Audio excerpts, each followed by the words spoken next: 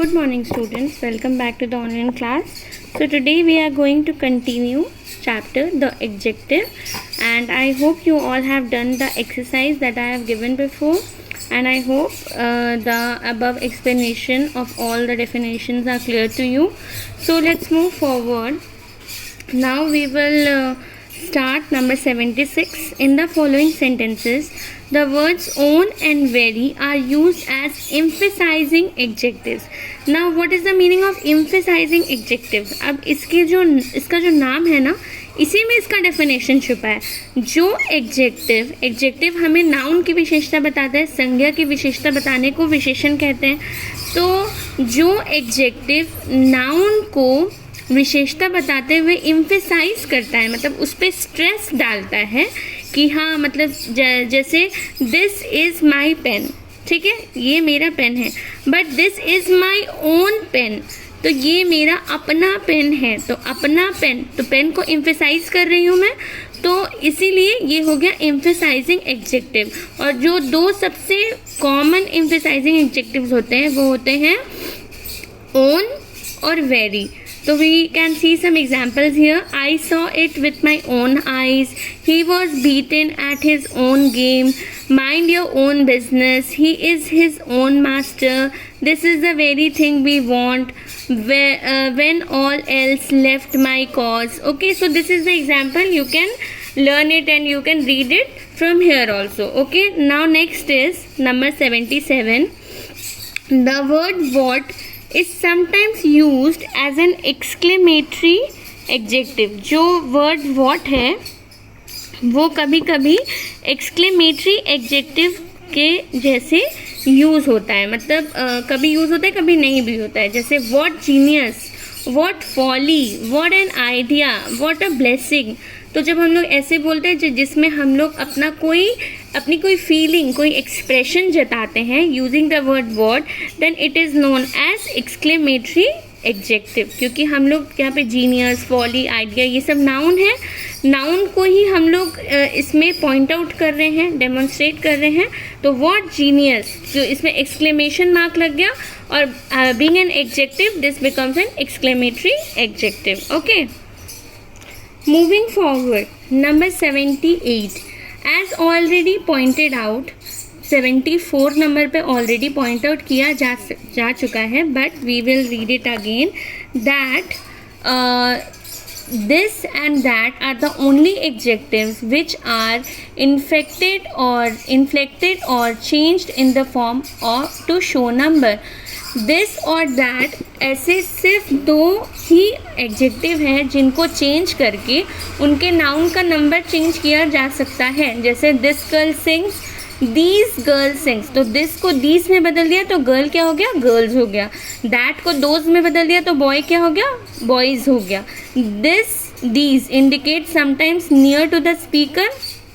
जब ये जो नाउन है वो अगर स्पीकर, जो बोलने वाला है, उसके पास है तो हम लोग दिस का यूज़ करते हैं. लेकिन अगर वो दूर है, डिस्टेंट ऑब्जेक्ट है, तो हम लोग दैट और दोस का यूज़ करते हैं. तो फॉर्मेशन ऑफ एडजेक्टिव कैसे होते हैं वो हम लोग 79 नंबर पे पढ़ेंगे. कि बहुत सारे एडजेक्टिव होते हैं वो नाउन से ही फॉर्म होते हैं. जैसे बॉय इज़ ए नाउन, तो बॉय का बॉयिश हो गया, फूल का फुलिश हो गया, केयर का केयरफुल हो गया, प्ले का प्लेफुल हो गया, होप का होपफुल हो गया, वेंचर का वेंचरसम हो गया, ट्रबल का ट्रबलसम हो गया. तो ये एडजेक्टिव नाउन से ही फॉर्म हुए हैं. I want you all to read all these things. और कुछ एडजेक्टिव जो होते हैं वो वर्ब से फॉर्म होते हैं. जैसे tire, tireless, talk, talkative, cease, ceaseless, move, movable. और जो some adjectives are form from other adjective, दूसरे एडजेक्टिव से ही एक एडजेक्टिव फॉर्म होता है. जैसे ट्रैजिक का ट्रैजिकल, होल का होलसम, थ्री का थ्री फोल्ड, ब्लैक का ब्लैकिश, वाइट का वाइटिश, सिक का सिकली.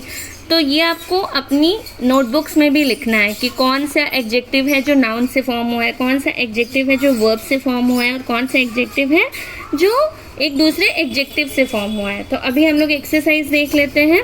एक्सरसाइज में मैंने आंसर लिखे हुए हैं, but still I will dictate the answer. I hope you all to write the answer and write all the exercises in your notebooks also. Okay, so first is, I will go a little slower, that will be comfortable for you. The town stood a suitable stage. Okay, so table C's. The first prize was won by a Hindu. The poor woman lives in a wretched hut.